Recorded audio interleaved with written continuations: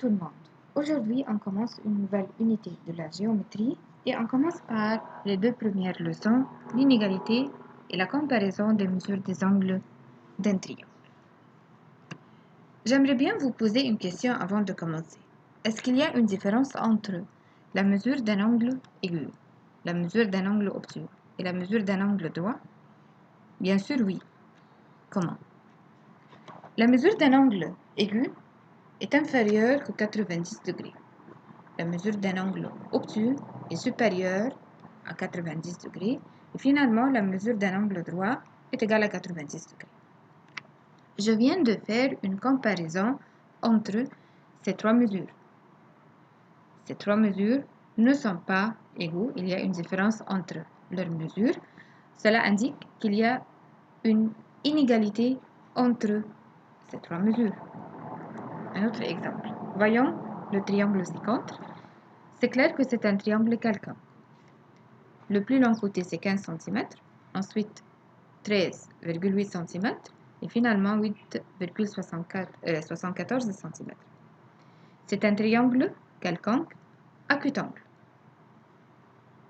car la mesure de chacun de ces angles est inférieure que 90 degrés. Mais n'oubliez pas que la somme de ces angles doit me donner toujours 180 degrés. Qu'est-ce qu'on remarque? Tout d'abord, on remarque que si les côtés sont de longueur inégale, par suite, les angles seront de mesure inégale. Il y a une deuxième remarque, mais je vais l'expliquer plus tard. Un autre exemple. Voyons un triangle ABC et voici les longueurs de ses côtés. Si on veut ordonner ces côtés dans l'ordre décroissant, alors je commence par le plus grand, c'est AB, ensuite BC, et finalement, je termine par le plus petit, ici c'est AC. Alors, il y a une relation de inégalité entre les longueurs de ces trois côtés.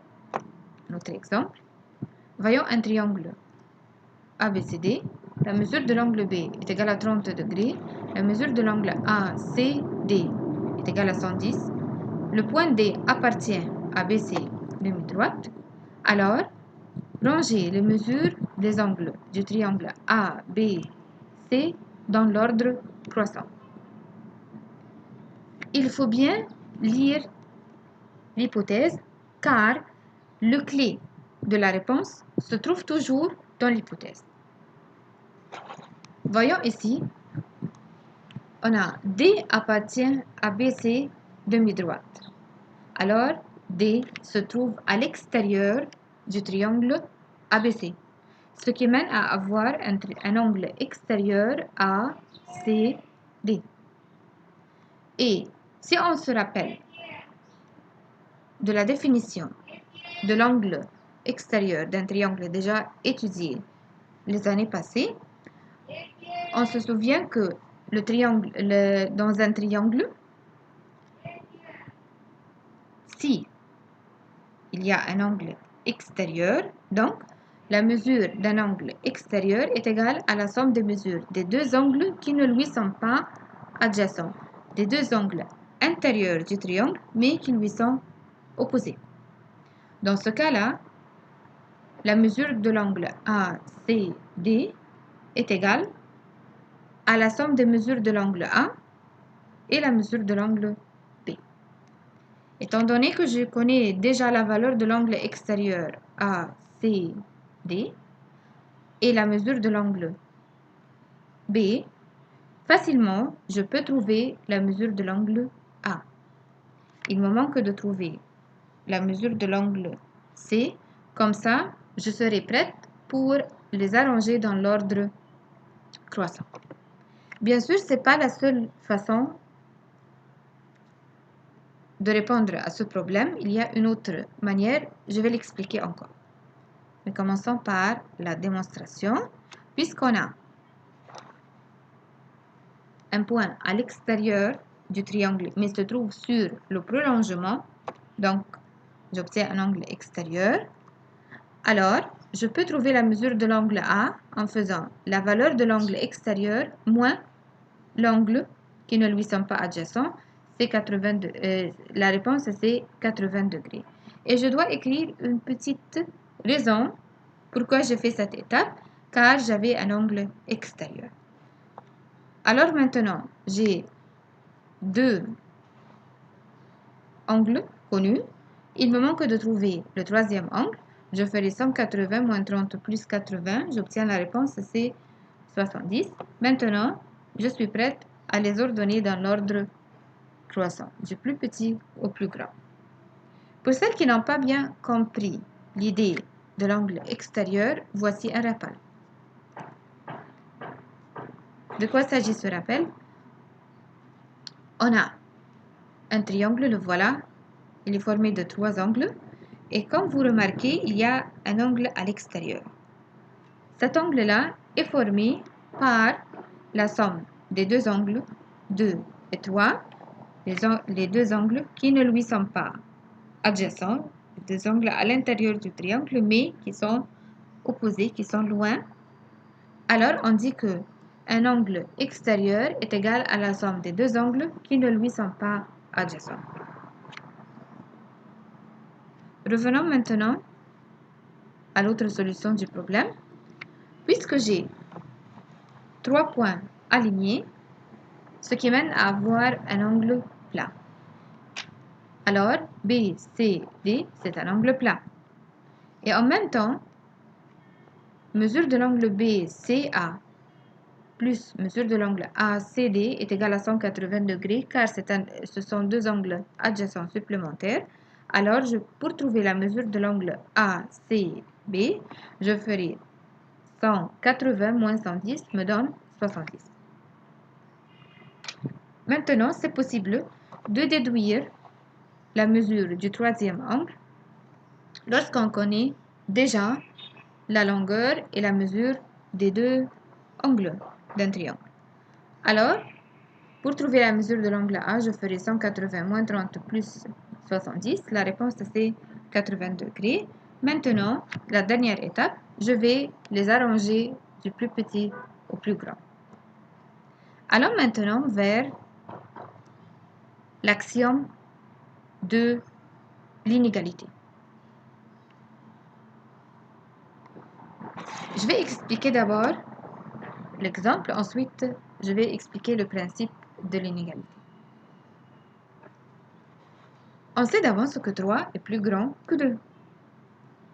Si on ajoute le même nombre dans les deux termes, voici j'ai ajouté 1 et 1, est-ce que la réponse change le sens de l'inégalité?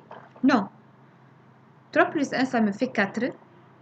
Et 2 plus 1, ça me fait 3. C'est toujours 4 plus grand que 3. De même, si je retranche le même nombre des deux membres, je ne change pas le sens de l'inégalité. 3 moins 1, ça me fait 2. 2 moins 1, ça me fait 1. Et 2 est toujours plus grand que 1. Si je multiplie par le même nombre, je garde toujours le sens de l'inégalité. Alors, maintenant c'est facile de comprendre la règle générale. Si on a 3 nombres tels que A est plus grand que B, alors si on ajoute ou bien on retranche le même nombre, je garde toujours le sens de l'inégalité. Si je multiplie par un nombre positif, attention, si je multiplie par un nombre positif, je garde le sens de l'inégalité, mais si je multiplie par un nombre négatif, le sens dans ce cas-là va changer. La dernière remarque, si A est plus grand que B et B est plus grand que C, automatiquement A sera plus grand que C. Alors, comme exemple, le 3 est plus grand que 2 et 2 est plus grand que 1, donc 3 est plus grand que 1. Maintenant, c'est le temps des remarques.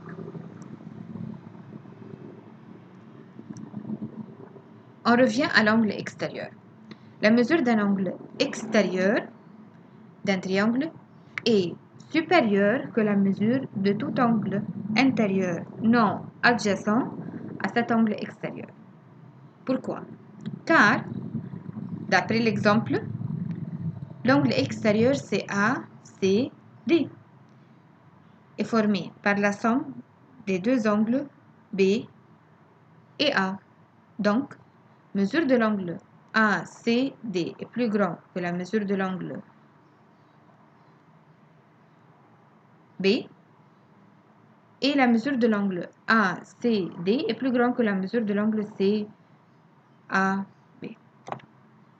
La deuxième remarque, la mesure d'un angle extérieur d'un triangle équilatéral est égale à 120 degrés. Ça, c'est à retenir.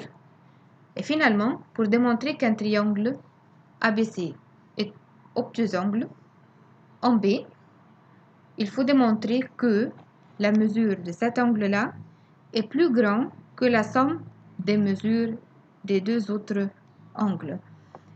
On va utiliser cette notion-là pour démontrer certains problèmes. On continue. Le théorème. De quoi s'agit ce théorème? Dans un triangle, si des côtés sont de longueur inégale, les angles opposés à ces côtés ont de mesures inégales. Comment? Au plus long côté est opposé le plus grand angle. Alors, qu'est-ce qu'on remarque? Que la longueur d'un côté d'un triangle influence la mesure de l'angle qui lui est opposé. Voyons ici d'après la figure. Quelle est le plus grande mesure des angles? C'est l'angle 117.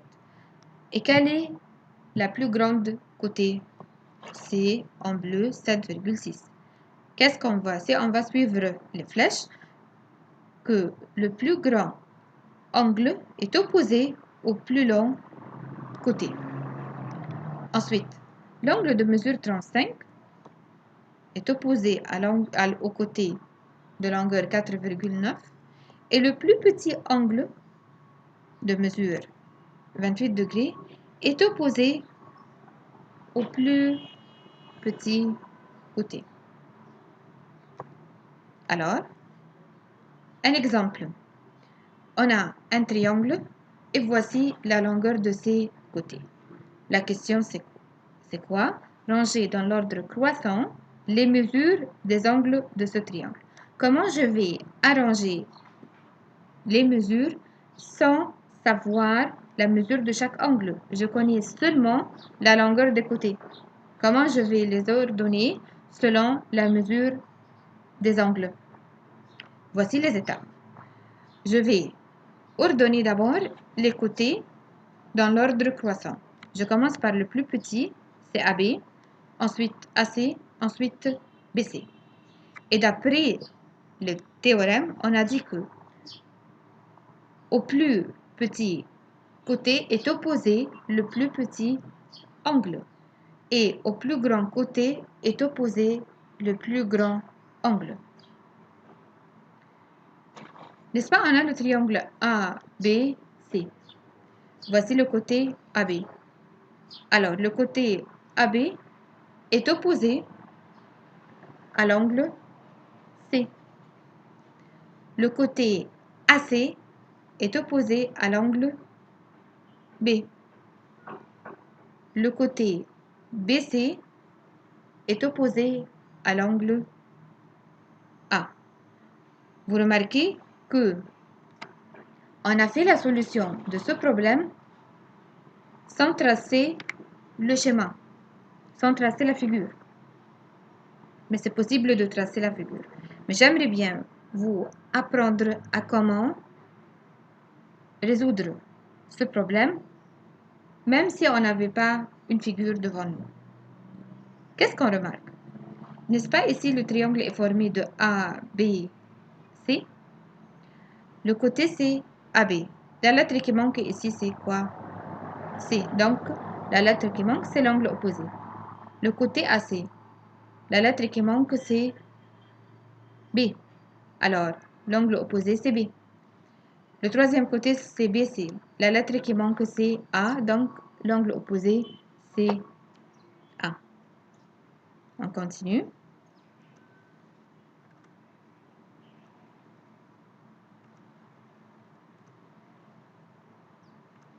Je répète. Soit un triangle ABC. Les angles du triangle sont dans le même ordre que les côtés opposés. Comment? Si on a le côté BC, alors son angle opposé c'est A, comme on a déjà appris la lettre qui manque. Si on a le côté CA, son angle opposé c'est B. Si on a le côté AB, son angle opposé c'est C. Le plus grand angle fait face au plus grand côté. Autrement dit, le plus grand côté est opposé au plus grand angle. Voyons un exemple. On a un triangle tel que AB est plus grand que AC. AB est plus grand que AC. On a deux droites parallèles, XY parallèle ABC. Il veut que je démontre que la mesure de l'angle AYX est plus grand que la mesure de l'angle AXY. Je dois bien lire l'hypothèse. Qu'est-ce que j'ai? Je connais d'avance qu'il y a une relation d'inégalité entre deux côtés d'un triangle et j'ai deux droites parallèles. Qu'est-ce qu'elles me fait les droites parallèles? Si elles sont coupées par une séquente, elles me font des angles correspondants de même mesure, des angles alternes internes de même mesure et des angles intérieurs supplémentaires. Est-ce qu'il y a ici des angles intérieurs supplémentaires? Bien sûr oui, mais on ne va pas l'utiliser. On va utiliser les angles correspondants. Alors, la mesure de l'angle C est égale à celui de l'angle AYX, deux angles correspondants. Et la mesure de l'angle B est égale à la mesure de l'angle AXY, deux angles correspondants.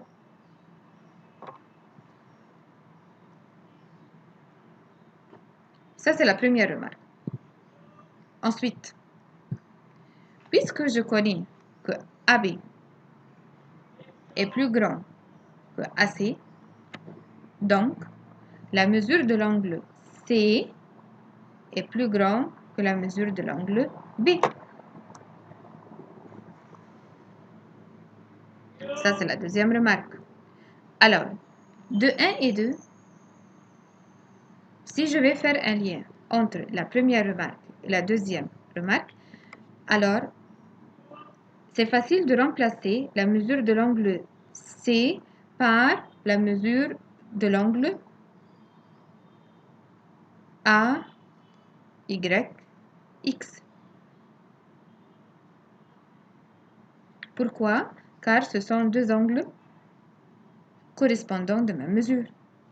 Et de même, c'est facile de remplacer la mesure de l'angle B par la mesure de l'angle AXY. Donc, j'arrive à la réponse que la mesure de l'angle AYX est plus grande que la mesure de l'angle AXY. Pourquoi? Car, d'après l'hypothèse, on a AB plus grand que AC. Donc, l'angle opposé au plus long côté, c'est l'angle C. Et l'angle opposé au plus petit côté, c'est l'angle B. Alors, on a déjà C, l'angle C, sa mesure est plus grande que la mesure de l'angle B. Et puisqu'on a l'angle C est égal à la mesure de l'angle AYX et l'angle B est égal à la mesure de l'angle AXY, je peux remplacer la mesure de l'angle C par la mesure de l'angle AYX et la mesure de l'angle B sera remplacée par la mesure de l'angle AXY. Alors, j'arrive à la réponse finale. Quelques remarques. Le côté le plus long dans un triangle est opposé à l'angle de la plus grande mesure et le côté le plus court dans le triangle est opposé à l'angle de plus petite mesure. Ensuite, la mesure du plus grand angle d'un triangle est plus grand que 60 degrés et la mesure du plus petit angle d'un triangle est plus petit que 60 degrés. On arrive maintenant à la fin des deux leçons. J'espère que vous avez bien compris. Bon travail.